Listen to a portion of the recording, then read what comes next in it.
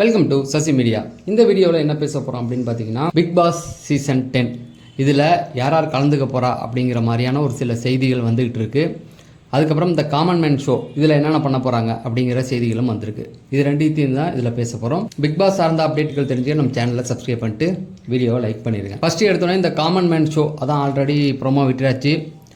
August 16 அப்படியே start ஆகி போயிடும் அப்படின்ற மாதிரி சொல்லியிருக்காங்க இல்லையா. தினமும் நைட்டு 9:30 வந்து பிக் பாஸ் போலவே போக ஆரம்பிச்சிடும். இதில் பிரச்சனை என்னன்னா, ஜட்ஜஸ் அந்த 3 பேருமே எதை வச்சு குறிக்குது அப்படின்னு பார்த்தீங்கன்னா, ஒருத்தர் ஆரியை பொறுத்த வரைக்கும் நேர்மை, அதே போல் மற்றவங்கள பற்றி காசிப்லாம் பண்ண மாட்டார், நேர்மையாக இருப்பார், நேர்மையாக விளையாடுவார் அப்படிங்கிறது தான். அடுத்தது பார்த்தீங்க அப்படின்னா ராஜிபாய் அப்படின்னாவே காமெடி தான். அந்த ஷோவில் காமெடி இருக்குது அப்படின்னா 6வது சீசன் நினைக்கிறேன், 6ஓ 5ஓ அதில் காமெடியை வச்சே கரெக்டாக ஓட்டின சீசன். அவரால் தான் அந்த சீசன் வந்து ஓரளவுக்கு தேர்ந்துச்சு. அதனால் ராஜிபாய். ஓவியா பொறுத்த வரைக்கும் தான் மனசுக்கு படுறத நேர்மையாக பண்ணக்கூடியவங்க அப்படிங்கிறது தான். ஸோ அவங்களையும் உள்ளே தூக்கி போட்டிருக்காங்க. ஃபஸ்ட்டு சீசன் ரொம்ப முக்கியமானது, அதே போல் 4வது சீசனும் ரொம்ப முக்கியமானது, அதே போல் 6, 7 இப்போ மாயாவும் வந்திருக்காங்க. மாயாவை எதுக்குங்க ஹோஸ்ட்டாக தூக்கி போட்டாங்க அப்படின்னு பார்த்தீங்கன்னா, மாயாவை பொறுத்த வரைக்கும் அவங்க மாதிரி ஒரு ஆள் இருந்தால் தான் அந்த ஷோ வந்து தப்பிக்கும் அப்படிங்கிறது தான். 7, 8, 9 இந்த 2 ஷோவுமே வந்து ஊற்றிக்கிச்சு. அதுக்கு காரணம் என்னென்னா, ஒரு பலமான வில்லன் இல்லை அப்படிங்கிறது தான்.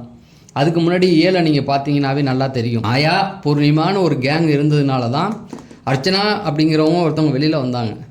அதனால தான் அந்த சீசன் வந்து பெரிய சக்ஸஸ் ஆச்சு. அதே போல் 6வது சீசன் பார்த்தீங்கன்னா, விக்ரம் வேதா அப்படிங்கிற மாதிரி இந்த பக்கம் விக்ரம், அந்த பக்கம் அசீம் அப்படிங்கிறது போணுச்சு. அதுக்கு முன்னாடி பார்த்தீங்கன்னா 4வது சீசன் ஆரி பாலா, இவங்க 2 பேரால் தான் அந்த சீசன் போச்சு. ஆனால் அந்த மாதிரி இந்த பக்கம் பார்த்தீங்கன்னா 8, 9 இந்த 2 சீசன்லையுமே ஆள் இல்லை. 8 வந்து எதுலேயுமே நம்ம ஒப்பிட முடியாது. எல்லாம் சீரியல்லேருந்து வந்த சீரியல் கிராக்கிகள், அதை தூக்கி போட்டுடலாம். ஆனால் 9ல் இருந்தாங்க. 9வது சீசனை பொறுத்த வரைக்கும் வந்தது யார் அப்படின்னு பார்த்தீங்கன்னா, அந்த ஒயில்ட் கார்டில் வந்த 3 பேருமே நெகட்டிவாக தான் வந்தாங்க.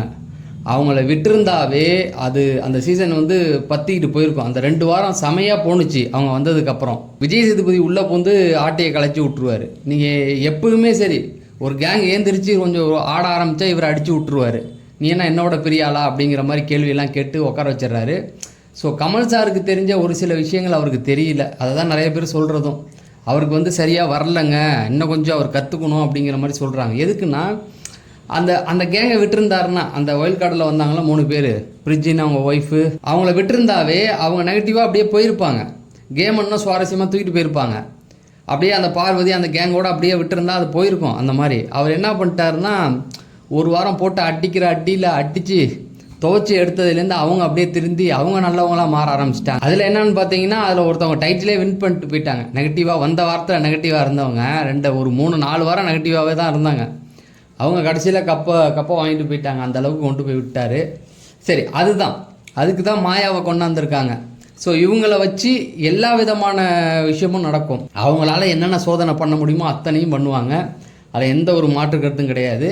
இந்த ஷோ வந்து ரொம்ப இன்ட்ரெஸ்டிங்காக இருக்கும். 200 பேர் செலக்ட் பண்ணியிருக்காங்க. 1 லட்சம் அப்ளிகேஷனில் 200 அப்ளிகேஷனை செலக்ட் பண்ணியிருக்காங்க. இந்த 200 அப்படியே ரொம்ப ஃபில்டர் பண்ணி ஒரு 3 பேர் கொண்டு வருவாங்க அப்படிங்கிற மாதிரி தான். அப்போனா பார்த்துங்க, 200 பேரில் 3 பேர் அப்படின்னா சாதாரண விஷயம் இல்லை. அவங்க எல்லா விதமான பிக் பாஸ் வீட்டுக்குள்ளே வாழ்கிறதுக்கு என்னென்ன தேவை, எப்படி இருக்கணும், என்னென்ன எதிர்பார்ப்பாங்க, என்னென்ன கொடுக்கணும், அதெல்லாம் கனெக்ட் பண்ணி தான் எல்லாமே பண்ணுவாங்க. காமன் மேன் ஷோலேருந்து போகிறவங்க கண்டிப்பாக நமக்கு கண்டென்ட் கொடுப்பாங்க. அதில் எந்த ஒரு மாற்று கருத்தும் கிடையாது. குறைஞ்சது 4 பேராவது உள்ளே எடுப்பாங்க அப்படிங்கிறது தான் செய்தி. அப்புறம் மற்றபடி வேறு யாரையும் நீங்கள் எதிர்பார்த்துட வேண்டாம். மற்ற எல்லாமே சீரியல் கிராக்கிங்க தான், வேறு யாருமே அங்கே இல்லை. ஏன்னா இந்த ரொம்ப வருஷமாக இந்த ஃபரீனான்றாங்க, பாரதி கண்ணம்மான்னு நினைக்கிறேன். அந்த சீரியலில் பாரதி கண்ணம்மா இல்லை, ஏதோ ஒரு பாரதி கண்ணம்மான்னு நினைக்கிறேன். அந்த சீரியலில் இருந்த வில்லியாக நடித்தவங்க தான். அவங்க வருவாங்கன்னு ஒரு 4 சீசனாக அவங்க பேர் வந்துக்கிட்டே இருக்குது. அதுலேருந்து அருண் வந்துட்டு போயிட்டார். அதுக்கப்புறம் அதில் ஹீரோயின் லீடு ஒருத்தங்க எடுத்து பண்ணாங்க. அவங்களுமே மிச்சர் 7வது சீசனில் பாய் மிச்சர்னு போட்டு விட்டாங்கல்ல, அந்த பொண்ணு தான். அவங்களும் வந்துட்டு போயிட்டாங்க. இந்த வில்லி மட்டும் மிச்சமாக இருக்காங்க. அவங்களையும் தூக்கி போடலான்னு ரொம்ப நாளாக பேசிக்கிட்டு இருக்காங்க. அப்புறம் மகாநதி சீரியல்லேருந்து இப்படியே நிறைய பேர். ஏன்னா இப்போ பார்த்தீங்கன்னா நிறைய சீரியல் முடிஞ்சிருச்சு. விஜய் டிவியில் சீரியல் முடிஞ்ச உடனே இவனுங்கெல்லாம் என்ன பண்ணுவானுங்கன்னா, நேராக கிளம்பி போய் அவர் பாலாவை தான் பார்ப்பாங்க. அவர் வேறு ஆப்ஷனே இல்லை, தூக்கி போடியா பிக் பாஸ்குள்ளே போடு, ஒரு 10 கூட்டம் இருக்கட்டுமே, சும்மா இருந்துட்டு போட்டுமே, ஒப்பேற்றலாம் அப்படிங்கிற மாதிரி தூக்கி அனுப்பி விட்ருவாங்க. அதுதான் மற்ற சீசன்லாம் மற்ற இதிலலாம் பார்த்தீங்கன்னா 20 பேர் அனுப்புவாங்க, நம்ம இதில் 30 பேர் அனுப்பி விடுவாங்க. அதில் வந்திருக்க 10 பேர் சும்மா அனுதாப ஓட்டுகள். அதாவது என்ன பண்ணுறதுன்னு தெரியல, அப்படியா சரி வா பிக் பாஸ்க்குள்ளே ஒரு 10 நாள் இருந்துட்டு வா, ஏதாவது போய் கண்டென்ட் கொடு, கூட்டம் இருந்தால் ஜேஜேன்னு இருக்கும்ல, ஒரு குரூப்பிசம் ஃபார்ம் பண்ணுங்க அப்படிங்கிற மாதிரி எல்லாம் அனுப்பி விடுறது தான். ஸோ அதனால் காமன் மேன் ஷோலேருந்து வரவங்க கண்டிப்பாக கண்டென்ட் கொடுப்பாங்க. எனக்கு தெரிஞ்சு சீரியல் தான் முக்கால்வாசி வருதுன்ட்டாங்க. எதுக்கு சொல்கிறேன்னா, இப்போ போன வாட்டி வந்து தீபக்லாம் வந்து ஆச்சி பூச்சின்னாப்புல, அவர் இருந்த சீசனில் அவர் எதுவுமே பண்ணலை.